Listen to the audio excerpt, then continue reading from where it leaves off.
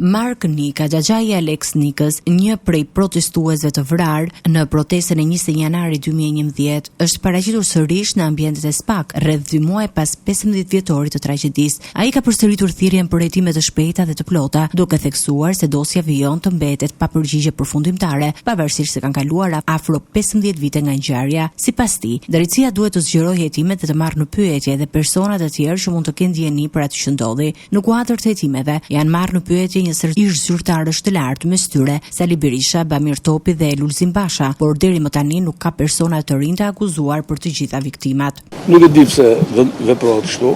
SPAK-u thotë po punojmë, kështu është edhe deklarata e kryeprokurorit. Po presim tash. Ato kanë dorë se si do shkojë hetimi i kësaj. Ne kemi vërejtjet tona, thash, ne kemi pretendimet tona se është zvërit në atë forcë janë 15 vjet.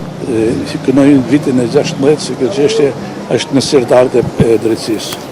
Thirrën gjithë personat që kanë ndjeni, nuk janë thirrën personat që mund të japin informacione eksakte se si ka ndodhur ngjarja.